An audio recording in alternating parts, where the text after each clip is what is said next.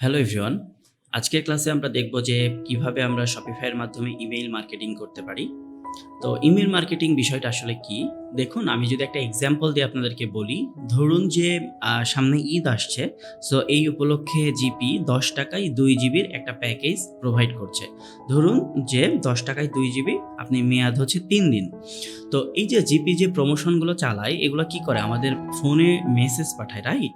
So বাহিরের দেশে যেটা সাধারণত হয় যে তারা যখনই কোনো প্রোডাক্ট নিয়ে প্রমোট করতে যায়, তখন তারা সাধারণত ইমেইলের মাধ্যমে প্রমোশনগুলো করে।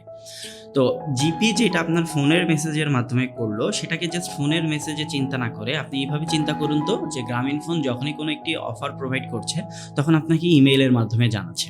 ওকে? তো এই বিষয়টাকেই বলা হয় আসলে ইমেইল মার্কেটিং। যে কোনো একটা প্রোডাক্ট বা কোনো একটা সার্ভিসের প্রমোশন আমরা কিসের মাধ্যমে করব? আমরা ইমেইলের মাধ্যমে করব, যেটাকে বলা হয় ইমেইল মার্কেটিং। এবং ইমেইলের মাধ্যমে যখন কোনো মার্কেটিং করা হয়, আমি যদি একটু আপনাদেরকে দেখাই যে নরমাল ইমেইল যখন আমরা লিখি, তখন কিন্তু মানে খুব বেশি সেটা ভিউ হওয়ার সুযোগ থাকে না। বাট আমরা যদি একটু টেমপ্লেট আকারে একটু সুন্দর মতো করে ডিজাইন করে পাঠাই, তাহলে সেখান থেকে কিন্তু সেল হওয়ার পসিবিলিটি বেশি থাকে। তো আমরা যদি গুগলে এসে ইমেল টেমপ্লেট লিখে সার্চ করি, দেন এখানে ইমেজেস অপশনসটি সিলেক্ট করি, তাহলে দেখুন এখানে আমরা বেশ কিছু ইমেল টেমপ্লেট দেখতে পাচ্ছি। সো আমি এটিকে open link in new tab,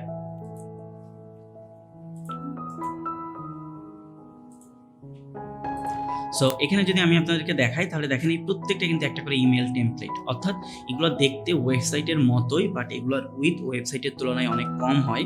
সাধারণত এটা 550 থেকে 650-র মধ্যে হয়ে থাকে।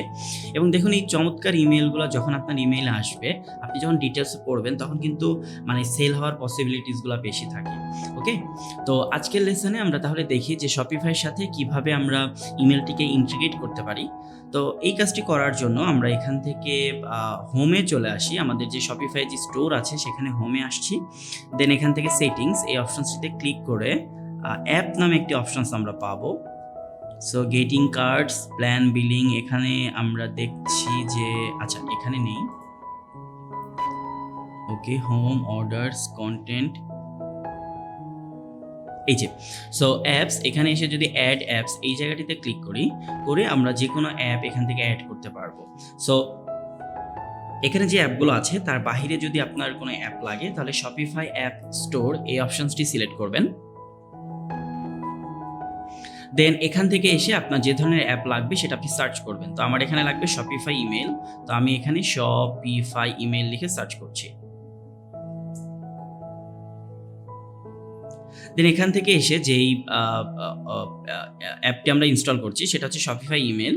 সো এই অ্যাপটি ইনস্টল করার আগে অবশ্যই আপনি এই অ্যাপের যে রিভিউ এবং রেটিংয়ের মানে কীরকম রিভিউ বা রেটিং আছে, এটার প্রাইসিং কি, এটাতে ফ্রি যে ইনস্টল আছে সেটাতে আসলে কতগুলো ইমেল পাঠানো যাবে, সেই বিষয়গুলো ডিটেলস দেখে নিতে হবে।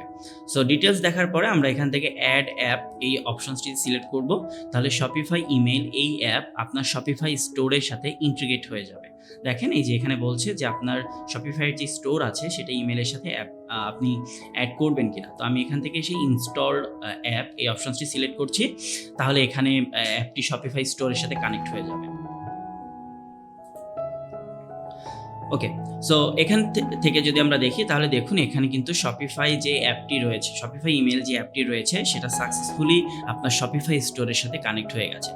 সো আজকের লেসনে আমরা দেখেছি যে ইমেল টেমপ্লেট বিষয়টা কি, শপিফাই স্টোরের সাথে কিভাবে আমরা ইমেল অ্যাড করতে পারি, যাতে করে পরবর্তী লেসনগুলোতে কিভাবে ইমেল টেমপ্লেট তৈরি করতে হয়, কিভাবে ইমেল ক্যাম্পেইন রান করতে হয়, এই বিষয়গুলো নিয়ে আমরা ডিটেলস আলোচনা করতে পারি।